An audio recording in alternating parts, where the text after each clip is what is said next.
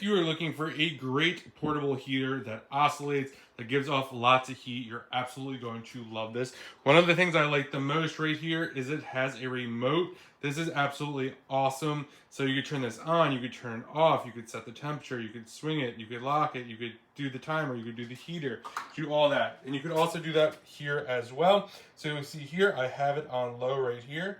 We want to hit this button right here. This is going to be the temperature. So we could set that however we want. So you can see all the different levels. Goes up to 90 right here. Goes down to 60. We could change the settings over here and the fan speed.